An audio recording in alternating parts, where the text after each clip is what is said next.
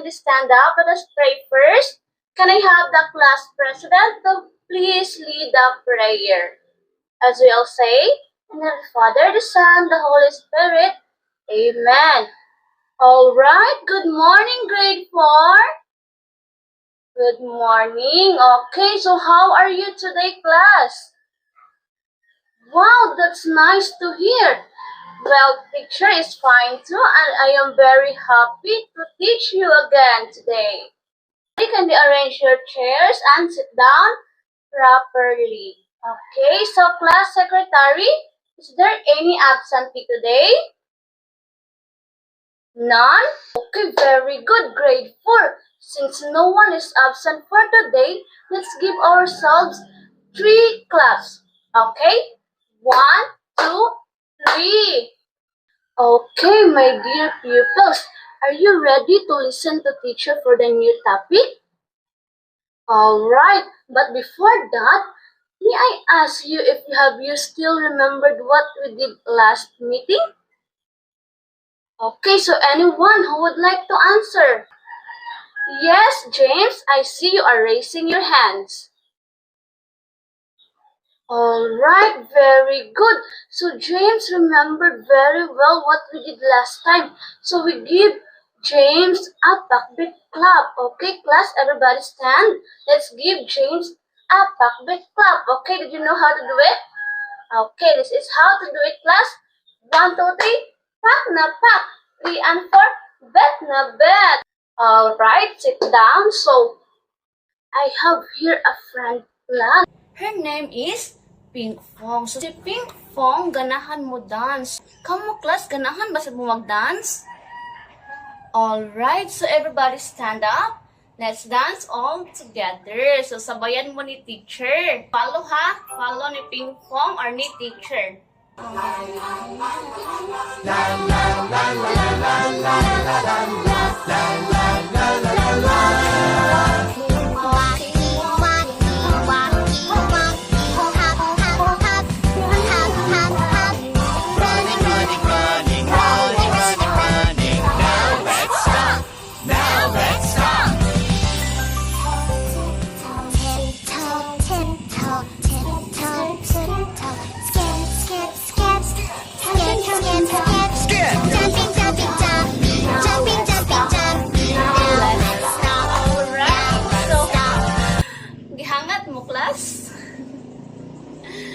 Okay, so, chill lang ha. So, sa video na atong tan-aw class or sa video na atong gisunod, unsa man ang mga action nga inyong nakita? Okay, yes, Ann.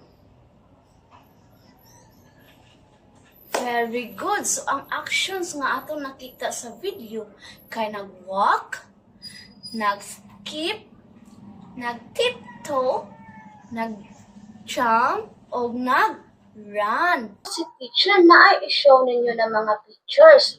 And I want you to tell me what are the actions in the pictures. Yes? Okay, everybody, eyes on me. Ears on me. If you hear me, clap once. Clap twice. Okay. So the first picture. What did you observe on the first picture, class? What is the action in the first picture? Yes, it is eating. Nagkaon. Kumain ang bata. Okay, so the example sentence is Anna eat her breakfast today. Okay, so when did Anna eat her breakfast? Yes, today. And the second picture, let us see what is the action performed in the second picture. Very good, Alisa. It's jumping. So teacher will give you an example sentence in this action. So, Carl jumped at the dance floor last night. So, kanos aman si Carl nag-jump sa dance floor? Yes, last night. Very good, class. So, the third picture.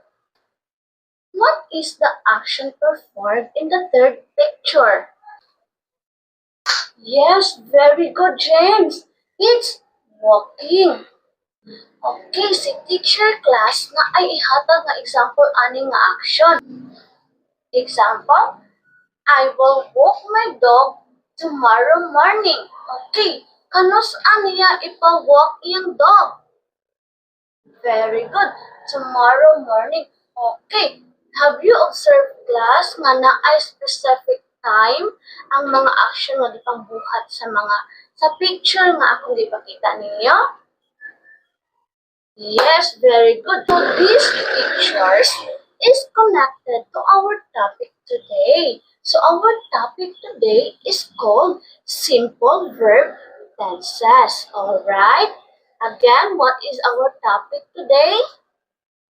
Yes, simple verb tenses. So did you know what is a verb class? Again, we tackled the verb in the previous meeting. Okay, again, unsa ganitong verb?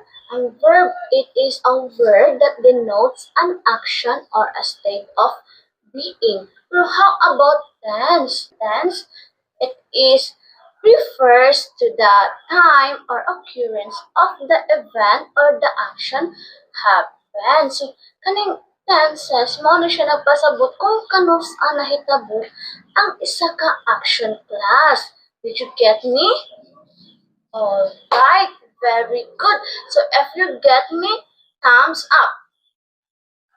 Okay, thank you, class. Now, the teacher will tell you the 3 tenses of simple verb tense. So these are the past tense, perfect tense, and the future tense. Okay, don't worry, class.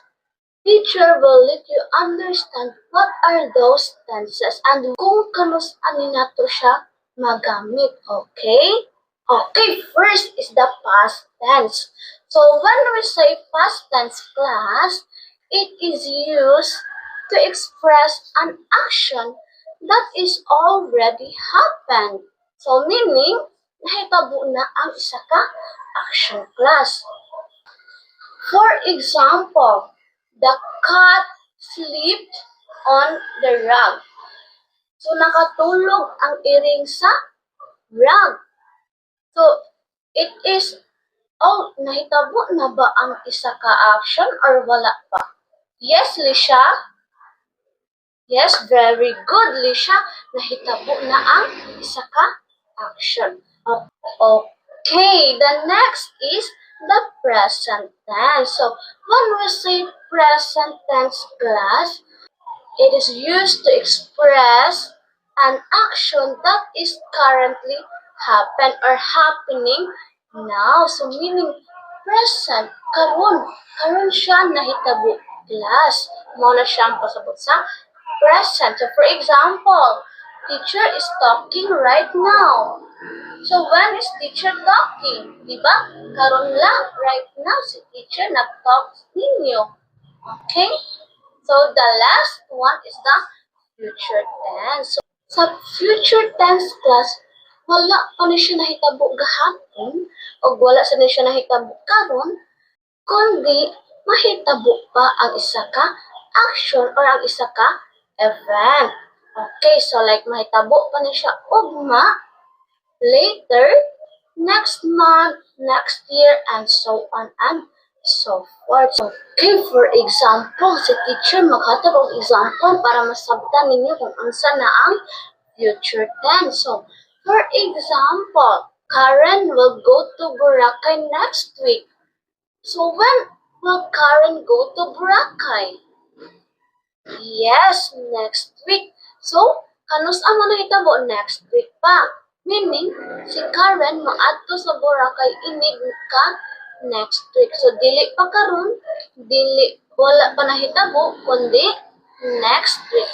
Alright, are we good? Okay, why do we need to learn verb tenses, class? Yes, Jamaica? Very good. Thank you for that, Jamaica. According to Jamaica, class, that we need to learn verb tenses to avoid miscommunication and confusion of the sentence, which is correct. Okay, so Let's give Jamaica a Jollibee clap. Okay, so let's do this. 1, 2, 3, 1, 2, 3, Jollibee. Also, to know when is the action happen, right?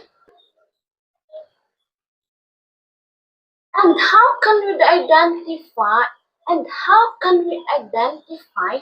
if the verb is in the past, present, or in the future tense?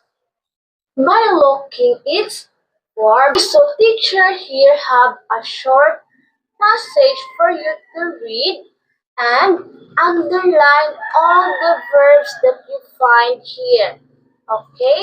And after you underline, you will identify in what tenses of the verb it is belong. Okay? Inyo ni siyang basahon maayo o inyong i-underline ang mga verb nga inyong makita diri. And after ninyong underline, inyo ni siyang i-identify kung asa siya nga tenses sa verb na belong. Alright? Kindly distribute this one. I will give you 15 minutes and after that, you will pass it forward to me. Okay, time is up. Kindly pass it forward, class. How does the incorrect tense change the meaning and the impact of the sentence? Diyon sa man paghatag og impact or diyon sa pag-change, pag-usab sa meaning sa sentence, ang wrong nga paggamit sa mga verb tense. Yes, James?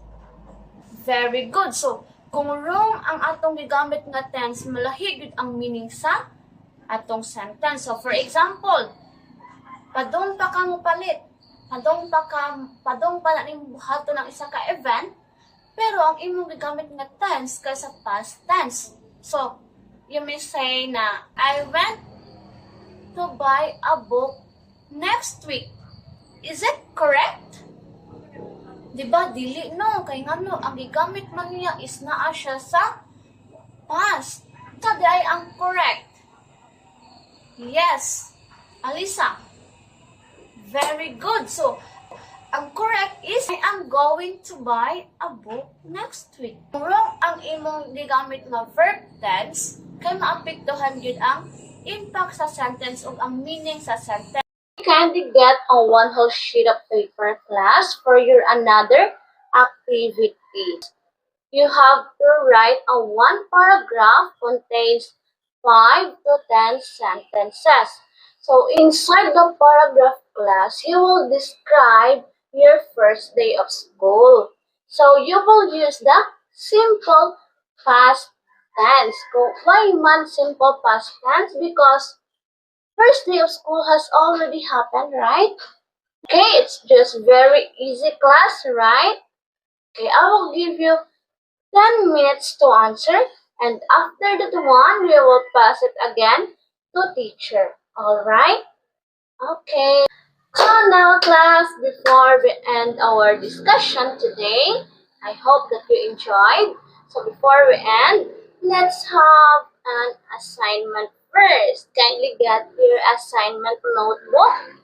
So in your assignment, class, you will choose 3 to 5 photos that depicts an event or a situation. So, pwede mo magpili og picture or any event na inyong ganahang pilion. Siyang buhatan og caption using again a simple past tense because it is already happened.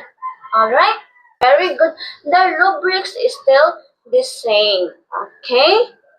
Okay, thank you, class. So, are you done copying? Very good. So, now let's stand up and have our closing prayer. So, teacher will be the one to lead the prayer. Okay? In the name of the Father, the Son, the Holy Spirit. Amen. Lord Jesus Christ, thank you for today. Thank you for this successful discussion. And thank you for my learners who are listening to me. Thank you, Lord. Amen.